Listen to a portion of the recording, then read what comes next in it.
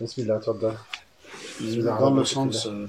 Dans le sens que parlait le cheikh, que le tariq, c'est une expérience personnelle que le mourid doit l'exercer, réaliser lui-même. Et le cheikh, c'est simplement, ou bien toutes les autres éléments et moyens extérieurs, c'est simplement pour l'aider à préparer les choses. Dans ce sens, le cheikh il complète parce que c'est à lui la responsabilité d'aller vers Allah. Voilà, c'est pourquoi il dit c'est dans ce sens pour articuler les choses. Ce précédent. J'ai relevé aussi donc la partie qui dit mon fils, ton affiliation. Après, on peut dire la qasida rapidement. Faut-il nécessairement un shir à celui qui mène une quête spirituelle? C'est le fameux passage. Je réponds, y a-t-il jamais eu un nouveau-né sans père? Un orphelin peut-il suffire à lui-même et se passer de soutien? As-tu jamais vu un aveugle se passer de guide sur son chemin? Y a-t-il une science ou un art sans maître expérimenté? Comment marcher dans le désert si l'on est désarmé et étranger? La porte d'Allah est ouverte, mais qui te dirige vers la porte? Médite les récits de Moïse et son histoire avec le dévot. Médite la mission du guide, car il recèle un témoignage éternel. Bismillahirrahmanirrahim. في إطار ما كان يتحدث عنه الشيخ من أن التصوف تجربة ذاتية وبين أن التصوف الهداية حتى أيضا جهد ومعاناة لا بد فيها من الجهد والمجاهدة والرياضة من الشخص نفسه. قال الشيخ والشيخ دليل فقط ولذلك بين أهمية الشيخ كدليل. قال هذه القصيدة يقول هل اتخاذ الشيخ محتوم على القاصد؟ فقلت وهل تربى قط مولود بلا والد؟ وهل يتم اليتيم كفاه تستغنى عن الرافد؟ وهل أبصرت مكفوفا ولا يحتاج للقائد؟ وهل علم وهل فن بدون المرشد الراشد؟ وكيف يسير في الصحراء غريب أعزل وافد؟ وباب الله مفتوح ولكن من هو الرائد؟ تأمل ما أتى موسى وقصته مع العابد تأمل بعثة الهادي ففيها الشاهد الخالد صلى الله عليه وسلم. يعني شيخ محمد زكي إبراهيم بيبين مقام الشيخ كدليل أن على المريد السير لكن الشيخ كدليل هذه هي أهميته. Le cheikh poursuit en disant mon fils, ton affiliation en Allah est plus forte que ton affiliation paternelle. Qui demande l'autorisation vers Allah la recevra et qui frappe à sa porte, subhanahu wa ta'ala, entrera. Celui-là. يا ولدي الشيخ محمد زكي إبراهيم يقول يا ولدي إن نسبك إلى الله أصح من نسبك إلى أبيك ثم إنه من استأذن على الله أذن له ومن قرع بابه تعالى أدخله. Alors c'est une notion qui est bien connue, bien connue même aussi en Occident. Dans les années 30, Cheikh Abdel Wahid, s'adressant aux chrétiens, aux occidentaux, rappelle la parole de l'évangile, quaerite invenietis, frappez et l'on vous ouvrira. C'est une citation d'évangile qui est la même chose, frappez et l'on vous ouvrira, frappez à la porte et on vous ouvrira. Et c'est aussi une notion très importante qui est exposée d'une manière générale de cette manière-là par Cheikh Abdel Wahid en Occident, mais aussi qui introduit une autre notion qui est une notion qui est, je veux dire, spontanément, on pourrait dire, connue en Orient et en Islam, de manière générale, c'est mais qui n'est pas si connu et en tout cas qui n'a pas été exposé de manière si précise que le fait Cheikh Abdul Wahid, c'est la notion de ce que Cheikh Abdul Wahid appelle la loi des actions et réactions concordantes. Cheikh Abdul Wahid utilise cette loi qu'il prend dans la tradition extrême-orientale, dans le taoïsme, je crois.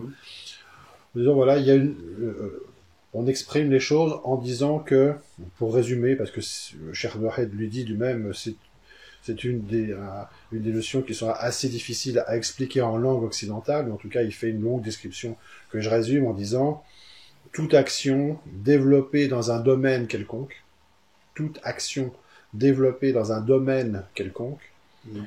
déclenche en quelque sorte une réaction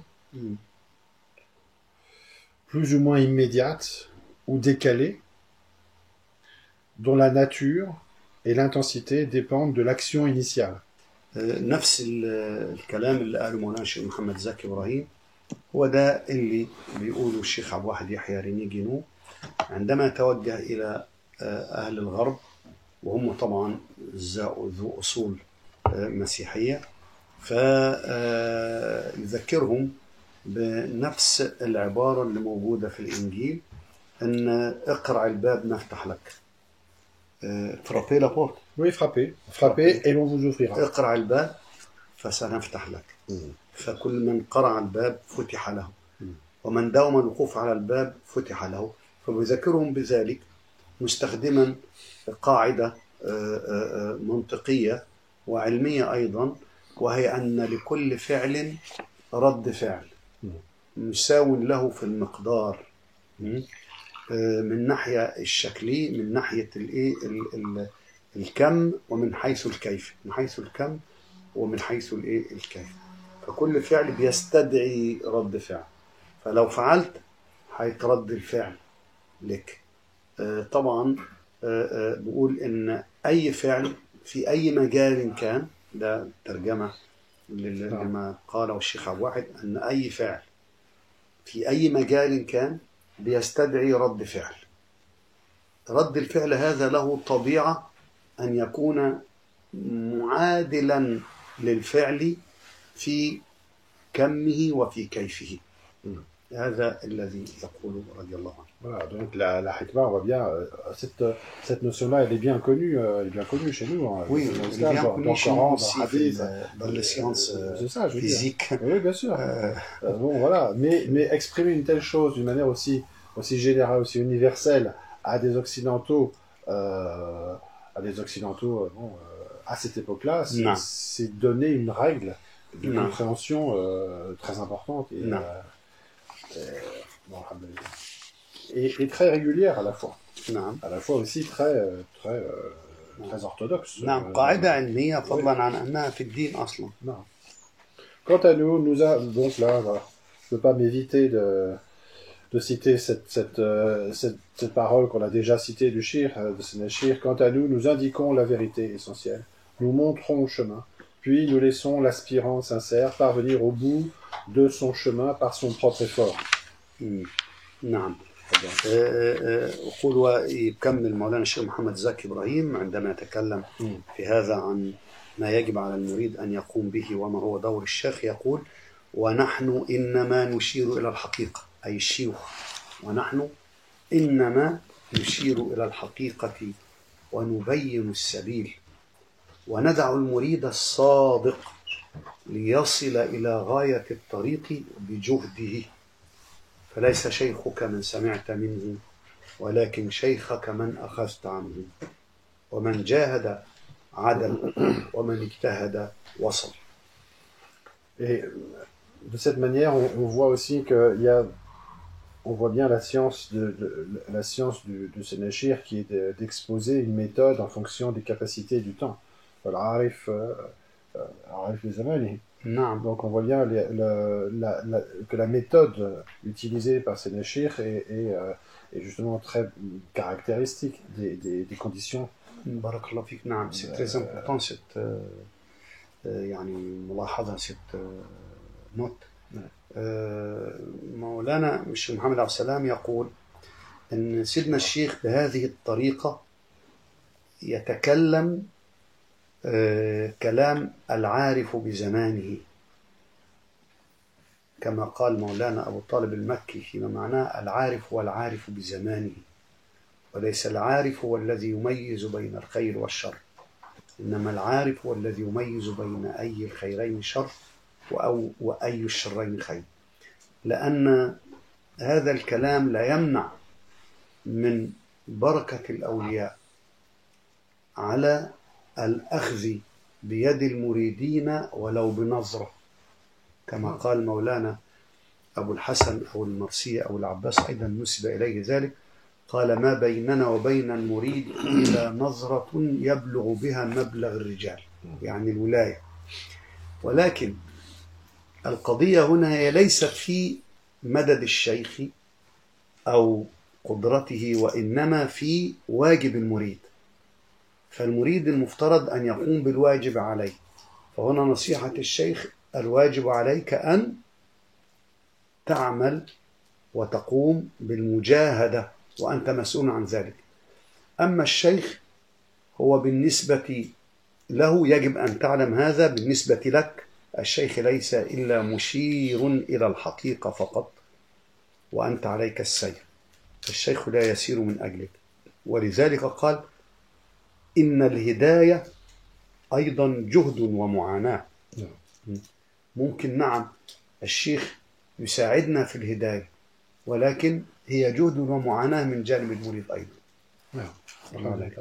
Donc c'est pour ça aussi Cheikh Wahed insiste là à différents endroits, de différentes manières, de manière très importante, sur toujours montrer mettre en avant le travail du salik et présenter les choses de manière impersonnelle, c'est-à-dire pas négliger et pas renier l'importance du shir. Bien sûr, au contraire, il y a un certain nombre de choses très, très importantes, mais toujours de mettre en avant les choses qui sont pas d'ordre personnel, qui sont pas liées à un individu ou à la personne, mais des choses, la perspective métaphysique et l'effort du salik par lui-même. Donc il insiste toujours sur cette manière-là. Alors qu'en réalité, la tendance, on voit bien dans les temps actuels, je veux dire, contemporains, une autre tendance très très marquée à chercher le shir, à concentrer. Les gens un certain nombre de personnes ont une tendance à personnaliser la tariqa dans la personne du shir, à donner une importance excessive et à négliger la partie personnelle, et à être dépourvu éventuellement quand il n'y a pas de shir. Est-ce que quand il n'y a pas de shir, il n'y a pas de tariqa? Non. نفس الشيء الشيخ عبد الواحد يحيى رضي الله عنه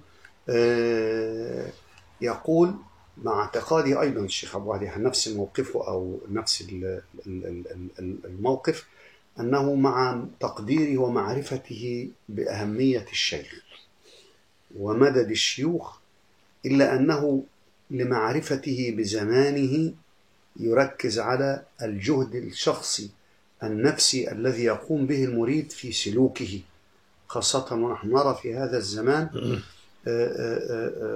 اتجاه الكثير من الناس إلى البحث عن الشيخ أهم شيء، وهذا هو غايته، وربما حجبه ذلك عن حقيقة الطريق وحقيقة السير. والكلام ده يمكن الشيخ ذكره في كتاب بعض كتبه أيضا الشيخ محمد زكي إبراهيم رضي الله عنه، عندما قال إن في البداية كان المريد مريد لله تعالى، يريد الله سبحانه، معرفة الله، وكان عنده الهمة والإرادة القوية لمعرفة الله. ثم مع انحطاط الزمان أصبح المريد مريد لطريقة معينة، هذا طريق شاذلي، وهذا طريق رفاعي، وهذا طريق نقشبندي، وهذا طريق قادري، فأصبح الهم الأكبر هو أنا في الطريقة الفلانية، فحجبه ذلك عن الهدف وهو الله سبحانه وتعالى. ثم بعد ذلك في مرحلة أخرى من الانحطاط أصبح مريد الطريق مريد شيخ بعينه، أنا شيخي فلان وأنا شيخي فلان، وأصبحت المسألة منافسة. ثم للأسف الشيخ توقف عند ذلك قائلا أصبح المريد مريدا لشيخ معين ورحمه الله، ولا نريد أن نكمل. أصبح الآن في زماننا المريد مريد لهواه. نعم. أفرأيت من اتخذ إلهه هواه. فأصبح القضية الآن هو في كثير من الأحيان، نسأل الله العفو والعافية، أن كل واحد مريد لنفسه ولهواه. فالشيوخ سيدنا الشيخ محمد زكي إبراهيم في نفس الوقت اللي تكلم فيه الشيخ عبد الواحد يحيى رضي الله عنهما، تكلم لمعرفتهما بطبيعة الزمان.